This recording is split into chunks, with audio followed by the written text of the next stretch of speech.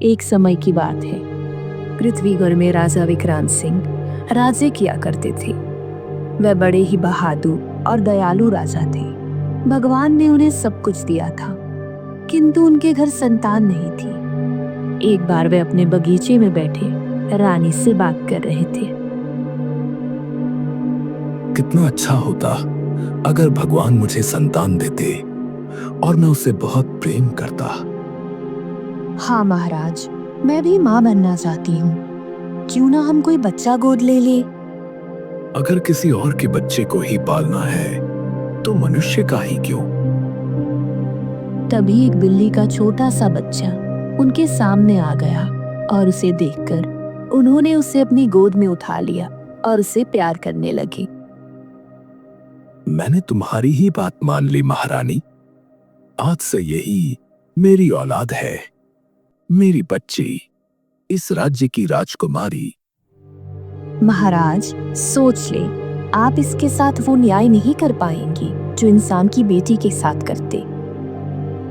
आप हमें चुनौती दे रही हैं महारानी, तो फिर तय रहा, हमें पिता की तरह इसकी पूरी जिम्मेदारी उठाएंगे।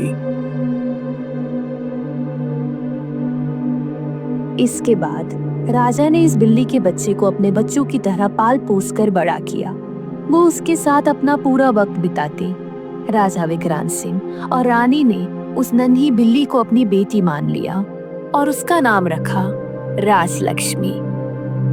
अब ये कोई आम बिल्ली नहीं थी, बल्कि राजमहल की राजकुमारी थी। राजा ने उसके लिए महल में ही एक भव्य कक्ष बनवाया और उसके पालन पोषण में कोई कमी नहीं रखी। राजमहल में सबसे योग्य गुरु बुलाए गए, जिन्होंने राजलक्ष्मी को मनुष्य की बोली और पढ़ना लिखना सिखाया। आश्चर्य की बात ये थी कि वह बाकी बच्चों की तरह ही सीखने में तेज थी। वह ग्रंथों को ध्यान से सुनती और धीरे धीरे लिखना भी सीख गई। वह अपनी पूंछ से पेन पकड़ कुछ भी लिख सकती थी। महल की रानी उसे घर के कामकाज भी सिखाने लगी। एक दिन राजलक्ष्मी रसोई में आई। माँ, क्या मैं भी कुछ बना सकती हूँ? रानी पहले तो चौंक गई, फिर सोचा क्यों ना उसे मौका दिया जाए। उन्होंने उसे आटे की परात दी। राजलक्ष्मी ने छोटे छोटे हाथों से आटा गूथा, मसाले मिलाए और देखते ही देखते स्वादिष्ट पराठे बना डाले। जब राजा के मित्रों ने भोजन किया तो वे आश्चर्यचकित रह गए। वाह, ये भोजन तो किसी अनुभवी रसोइये के हाथ का लगता है। राजन, ये मेरी बेटी राजलक्ष्मी ने बनाया है। राजलक्ष्मी न केवल खाना बनाना जानती थी, बल्कि उसे सुई धागे का काम, महल की देखभाल और प्रजा की समस्याओं को सुनना भी सिखाया गया। राजा ने उसे राजनीति, युद्ध कौशल और नेतृत्व करना भी सिखाया, ताकि वह बुद्धिमान और आत्मनिर्भर बने। वह घुड़सवारी, तीरंदाजी और तलवारबाजी में भी निपुण हो गई। एक दिन महल में विद्वान आया और बोला,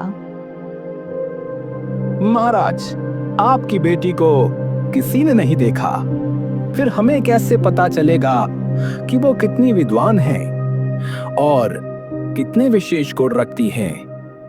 क्या वो किसी परीक्षा में सफल हो सकती हैं? राजा ने गर्व से कहा, अवश्य, मेरी बेटी किसी भी परीक्षा के लिए प्रस्तुत है, किंतु अपनी प्रतिज्ञा के अनुसार विवाह से पहले उसे कोई देख नहीं सकता। परीक्षा शुरू हुई। विद्वान ने एक कठिन प्रश्न पूछ दिया।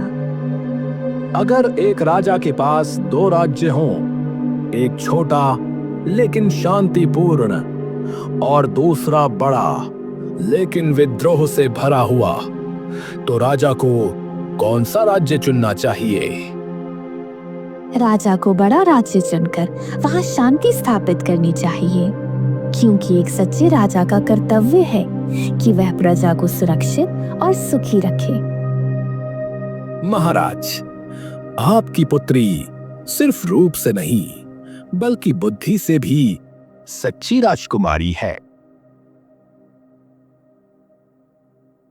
समय के साथ राजलक्ष्मी पूरे राज्य में अपनी समझदारी और गुणों के लिए प्रसिद्ध हो गई। वह न केवल एक स्नेही बेटी थी बल्कि एक निडर योद्धा और विदुषी भी थी।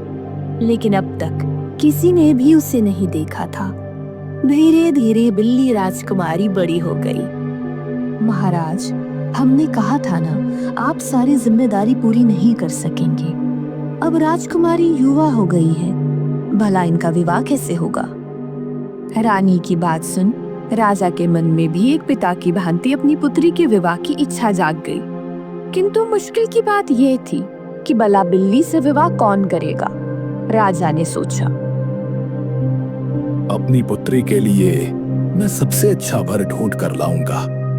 मुझे महारानी को दिखाना ही होगा कि मैं हर हाल में न्याय कर सकता हूं।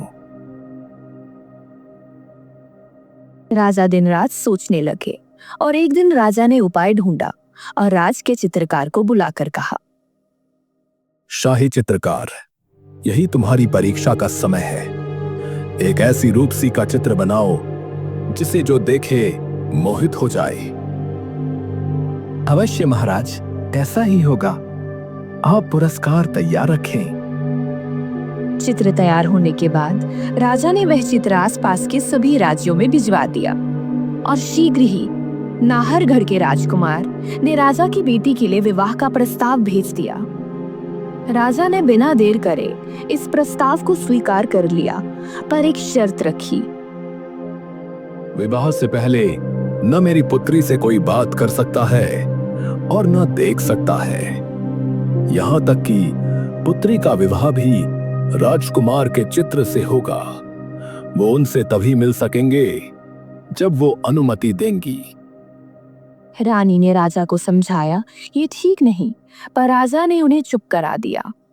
चित्र को देख इतनी सुंदर पत्नी पाने के लालच में राजकुमार ने बात मान ली। निश्चित दिन राजकुमार बारात लेकर आई और बिल्ली के साथ उनके चित्र का विवाह कर दिया गया। महाराज, आपने हमारा बहुत आदर किया और भरपूर उपहार दिए। अपनी पुत्री के प्रति आपका प्रेम अद्भुत है, लेकिन अब मुझे अपने देश जाना होगा। महाराज ने आंसू भरी आंखों से अपनी बिल्ली जान से प्यारी बेटी को विदा कर दिया और बिल्ली राजकुमारी के साथ वे अपने शहर वापस चले गए। बिल्ली के साथ राजा ने लाखों करोड़ों इनाम भी भिजवाए थे, इसलिए राजकुमार का परिवार बड़ा ही खुश था। घर पहुंचते ही नाहरगढ़ के राजकुमार को पड़ोसी राजा के अपने राज्य पर युद्ध करने की सूचना मिली और बिना वे अपनी वधू से मिले युद्ध के लिए निकल गए। इधर बिल्ली दुल्हन बनी हुई राजकुमार के परिवार में थी। राजकुमार की माँ जब वधू से मिलने आई तो बिल्ली ने अपना चेहरा दिखाने से इनकार कर दिया। हाय राम, तू इतनी सी है, मेरा बेटा आखिर तेरे साथ कैसे रहेगा? तेरा कद तो 3 फुट का भी नहीं। बचपन से पढ़ी लिखी होने के कारण बिल्ली को मनुष्य की बोली आती थी, इसलिए बिल्ली बोली, माताजी, आप जरा भी परेशान ना हो। मैं बहू होने का कोई भी कर्तव्य नजरअंदाज नहीं करूंगी और आपकी पूरी सेवा करूंगी। आप बस महल से सारे दास दासियां हटा दें और महल में क्या खबर फैलवा दी कि दुल्हन ने राजकुमार की लंबी उम्र के लिए 1 साल का व्रत रखा है। वो ना किसी को देखेगी ना बात करेगी। सास ने ऐसा ही किया। सभी लोग महल से चले गए। अरे बहू, कहाँ मर गई? सुबह सुबह घर का काम कौन करेगा? बिल्ली दौड़ती हुई आई और मुस्कुराते हुए बोली, माँ जी, मैं आ गई। बताइए क्या करना है? अरे बहू, 4 पैरों पर क्यों चल रही हो? राजलक्ष्मी संभलती हुई थी और जल्दी से दुपट्टा ओढ़ लिया। अरे माँ जी, आदत से मजबूर हूँ, लेकिन अब देखिए मैं 2 पैरों पर भी चल सकती हूँ। सास ने बिल्ली का घूंघट उलट दिया और माथा पीटती हुई सास बोली, तू 4 पैर पर चलने वाली बिल्ली है, भला मेरी क्या सेवा करेगी? मेरी तो किस्मत ही फूट गई। अब बिल्ली भला क्या वारिस देगी मुझे? किसी को पता चला तो राजकुमार की नाक कट जाएगी। राजलक्ष्मी ने तय कर लिया था कि वह मेहनत से सासू माँ का दिल जीतेगी। उसने घर का काम संभालने का जिम्मा ले लिया। रसोई में घुसते ही बिल्ली ने सोचा, चाय बनाऊं, पास ही दूध गर्म हो रहा है। आखिर गहरी बिल्ली, उसने सोचा, चलो पहले इस दूध को चख ही लेती हूँ। जैसे ही उसने दूध में मुंह डाला, गर्म दूध से इसकी नाक जल गई। माँ जी, मेरी नाक जल गई। अरे बहू, मेरे बेटे की तो किस्मत फूट गई। तेरे जूठे दूध की चाय पीनी होगी हमें। माफी मांगते हुए उसने झाड़ू उठाई और पूरे घर में घुमाने लगी, लेकिन आदत से मजबूर उसने झाड़ू को पंजों से पकड़ लिया।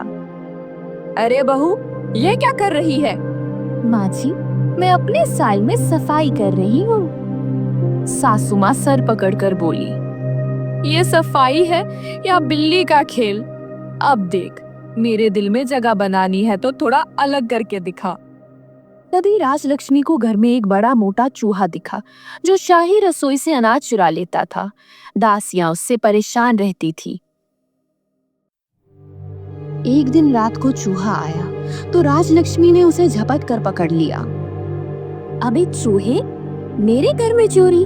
अब देख मैं क्या करती हूँ। लेकिन राजलक्ष्मी ने उसे पकड़कर घर से बाहर फेंक दिया।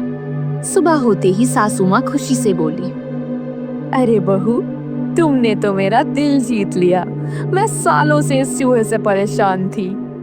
खैर बहू, आज बहू भोज है।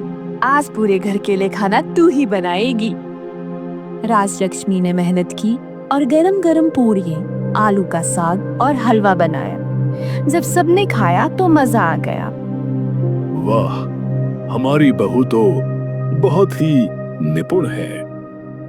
अब सासू माँ खुद उसकी तारीफें करने लगी। अरे हमारी बहू जैसी दुनिया में कोई नहीं।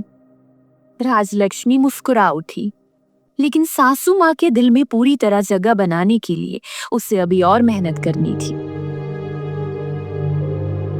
एक दिन सासू माँ गुस्से में थी क्योंकि महल में सफाई ठीक से नहीं हुई थी। अरे ये नौकर चाकर काम के नहीं हैं, पूरा महल धूल से भरा पड़ा है। राजलक्ष्मी को एक अनोखा आइडिया आया। वह फटाफट कूदती फांदती पूरे महल में दौड़ने लगी और अपनी लंबी मुलायम पूंछ से फर्श चमकाने लगी। झाड़ू पोछा छोड़ो, अब देखो मेरी पूंछ का कमाल। सारा महल चमका दूंगी, बस करना होगा थोड़ा धमाल। महल में जहाँ जहाँ धूल थी, वह वहां जाकर घूम घूम कर पूंछ से सफाई करने लगी। वह कभी गोल घूमती, कभी पंजों के बल दौड़ती और कभी पूंछ को हवा में लहराते हुए जादू की झाड़ू की तरह पूरे फर्श को चमकाने लगी। सासू माँ ने देखा तो उनकी आंखें फटी की फटी रह गई। माँ जी, मैं सब कर सकती हूँ। अब से आपका महल सबसे साफ रहेगा। अब सफाई तो हो गई और राजलक्ष्मी को पता चला उसकी सास को कविताएं बहुत पसंद हैं। बस राजलक्ष्मी ने एक और अनोखा तरीका अपनाया। एक दिन सासू माँ आराम कर रही थी।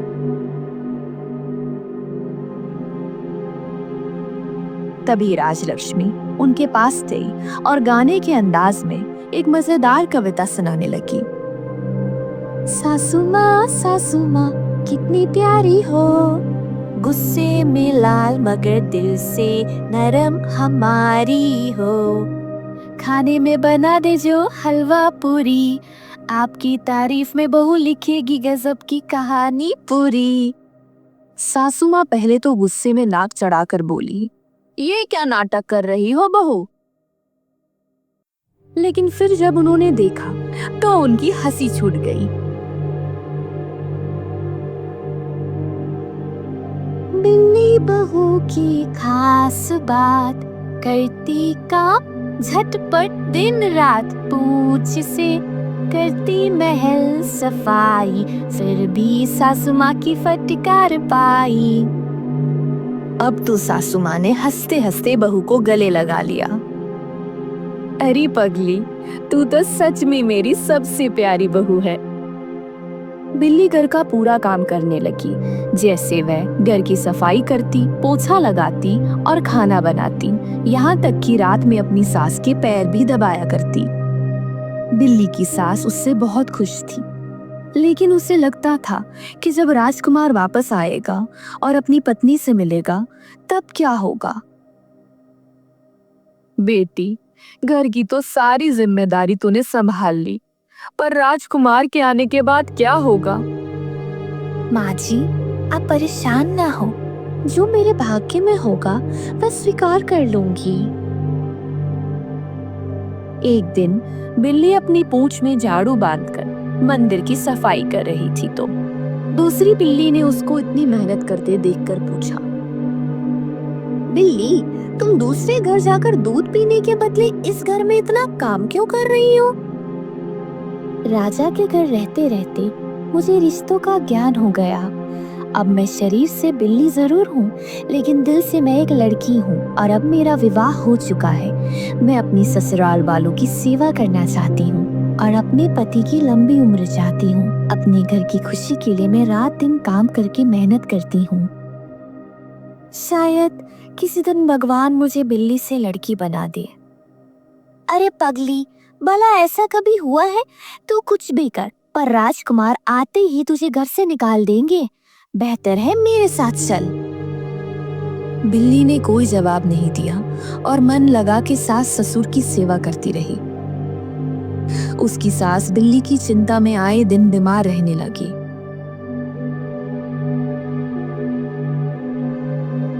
आखिर ऐसी क्या बात है महारानी जी, जो आपको खाए जा रही है? हो सके तो कृपया मुझे बताएं, मैं आपकी सहायता अवश्य करूंगा। सास ने राजवैद्य को विश्वास में लेकर अपनी सारी पीड़ा बताई।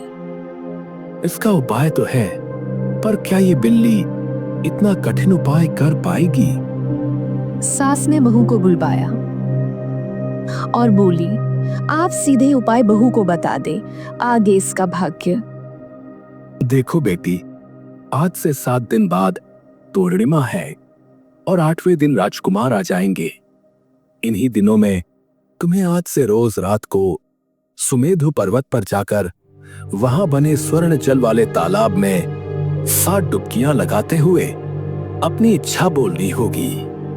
पूर्णिमा के दिन वहां एक नील कमल खिलता है, वो 7वां दिन होगा। अगर 7वें दिन नील कमल को तुमने छू लिया तो जो चाहोगी वो होगा। महाराज, मैं ये करने की कोशिश करूंगी।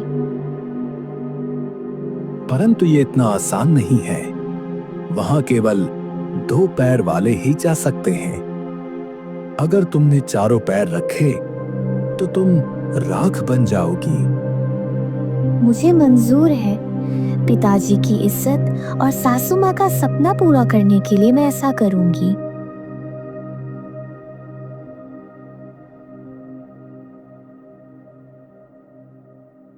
आज आखिरी दिन है। अगर आज मैं नील कमल को छू पाई तो सब कुछ ठीक हो जाएगा। राजकुमार भी राज्य की तरफ लौट रहे थे। जब वो सुमेधु पर्वत पर पहुंचे तो उन्होंने एक बिल्ली को हाथ में डंडे बांधे चलते देखा। उसे कोई मायावी राक्षस समझा। सेनापति, सरोवर में कोई मायावी शक्ति नील कमल को छूना चाहती है।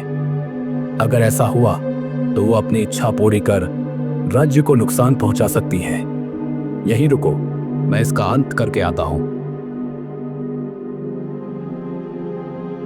दूसरी तरफ बिल्ली अभी ये सोच ही रही थी कि अचानक राजकुमार ने तीरों से उस पर आक्रमण कर दिया। वो वार पर वार रोक रही थी। उसे डर था कि कहीं उसके 4 पैर धरती पर ना लगे। सैकड़ों तीर उसके बदन में गड़ गए, पर उसने हिम्मत ना छोड़ी। दर्द से तड़पती हुई वह अपनी आखिरी सांस को तेजी से नील कमल पर गोदी और अगले ही पल एक बहुत खूबसूरत लड़की ने बदल गई। सरोवर के नजदीक जब राजकुमार ने बिल्ली के बदले तीरों से घायल एक खूबसूरत लड़की को देखा तो वह हैरान रह गए। अरे, ये क्या माया है? अभी तो मुझे यहाँ एक बिल्ली दिख रही थी, पर ये मासूम तो कोई राजकुमारी लगती है। राजकुमार ने देखा सरोवर के किनारे राजघराने के राजसी वस्त्र रखे थे। वह समझ गया ये युवती उसकी ही पत्नी है। वह उसे घर ले आया। ओह, ये तो बिल्कुल उसी चित्र की तरह है। यानी ये मेरी ही पत्नी है जो मेरे आने की राह देख रही होगी, और मैंने उसे घायल कर दिया। अब तक महल में किसी ने उसे नहीं देखा था। उसका रूप देख सभी हैरान रह गए। सब बहुत खुश हुए। राजकुमार ने बिल्ली की बहुत सेवा की और बिल्ली भी ठीक हो गई। वो खुशी खुशी अपने परिवार के साथ रहने लगी। एक दिन जब सभी भोजन कर रहे थे, बिल्ली कुमारी बेहोश हो गई। राजवैद्य ने बताया वो माँ बनने वाली है। चारों तरफ खुशी फैल गई। राजकुमार बड़ा खुश हुआ और अब सभी बिल्ली को और प्यार करने लगे। आखिरकार वो उनके राज्य का वारिस जो देने जा रही थी। लेकिन कुछ दिनों के बाद बिल्ली के पिता राजा के सिपाही आए और बिल्ली को विदा कराने के बारे में बात करने लगे। तब बिल्ली की सास राजकुमार को उदास देखकर बोली, उदास होने की जरूरत नहीं है, हमारी बहू कहीं नहीं जाएगी। अब इसके पिता को सबक सिखाने का समय आ गया है। राजा को यह खबर दे दे कि उनकी पुत्री गर्भवती है, इसलिए यात्रा नहीं कर सकती। उससे मिलने उन्हें स्वयं आना होगा। वो जल्दी ही नाना बनने वाले हैं। सिपाहियों की ये बात सुनकर राजा बड़े हैरान हो गए। ये क्या नरगल बक रहे हो? भला ये कैसे हो सकता है? राजा घबरा गए। कहीं उनकी बेटी परेशानी में तो नहीं? मेरी गलती की सजा उसे तो नहीं मिल रही? मैंने पहले ही कहा था महाराज, अब देखिए क्या होता है। महाराज जल्दी से जल्दी बिल्ली की ससुराल पहुंचे। राजा को सबक सिखाने के लिए राजकुमार ने अपने राज्य से एक बिल्ली पकड़कर राजा के पास भिजवा दी। जब राजा ने अपनी बिल्ली की जगह दूसरी बिल्ली को देखा तो वो घबरा गए। तभी बिल्ली से राजकुमारी बनी उनकी बेटी वहां आई और उनके गले लग गई। राजा तुरंत पहचान गए, यही उनकी बेटी है। पुत्री राजलक्ष्मी। पिताजी, हाँ, मैं आपकी पुत्री राजलक्ष्मी ही हूँ। राजकुमारी की सासू ने उन्हें सारी बात बताई तो उन्हें अपनी गलती समझ में आ गई। महाराज बहुत खुश हुए। भगवान की दया से उनको एक बेटी मिल गई थी।